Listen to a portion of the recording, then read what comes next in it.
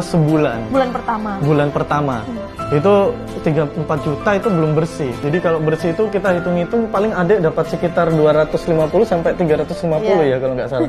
Sisanya kan kita sharing profit, kalau nggak salah adik saya itu 40%, saya 60% karena modalnya kan dari saya. Yang penting adik saya punya kesibukan. Nah dari situlah alhamdulillah ternyata Allah melancarkan mas bisnis online kita itu. Yang kita tidak pernah prediksi sama sekali bahwa bisnis ini akan bisa berkembang. Nah dari situlah cikal bakal berdirinya Hijab Panda. Kenapa Hijab Panda? Nama hijab tuh kayak bikin Instagram tuh udah banyak banget yang pakai. Akhirnya kita plesetin jadi huruf U lah. Terus habis itu kenapa ada panda-pandanya? Karena kamu tuh manggil aku tuh panda. Manggil istri waktu panggilan kesayangan sebelum nikah ya mas ya. Sebelum nikah itu manggilnya Panda. Jadi aku kadang manggilnya Nda, bukan Do. Kalau sekarang kan Do manggilnya gitu. Berapapun kita pasti untungnya 5.000. Kita yang penting jual murah dulu deh. Dan kita menggunakan channel Instagram ya. Instagram waktu itu. Saya itu orangnya bondo nekat mas, nggak ada teori marketingnya apa ini nggak ada. Yang penting kita maju aja dulu, jalan aja dulu, pikir teori-teori itu belakangan aja. Kita salah apa benar, yang kalau salah perbaiki, kalau benar kita lanjutkan. Percaya diri kita itu sangat tinggi dan memang kegigihan kita ya,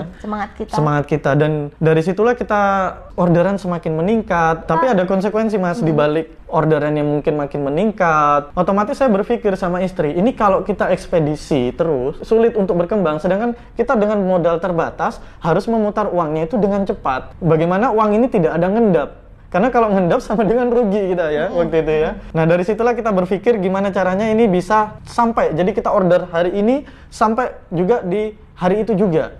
Karena kita ngambilnya masih di Surabaya. Pagi sampai sore kerja, setelah sholat maghrib itu aku ngambil sama istri, ngambil ke supplier, kemudian kita bawa ke Jombang sama-sama. Saya berpikir dan yakin bahwa bisnis ini suatu saat akan bisa buat kita berubah. Aku yakini sama istri kita bisa sukses di jalan ini gitu. Meskipun dari pagi sampai sore saya masih kerja di kantor, kemudian malam itu saya harus ngirim barang ke Jombang, itu pakai motor, kemudian pakai rengke. Saya nggak tega lihat istri saya itu. Tapi itu seru loh.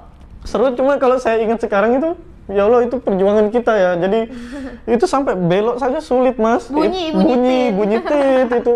Istri saya harus bawa lagi di selain rengke itu. Apa tuh kram di kaki tuh kayak udah mati rasa gitu. Mati rasa.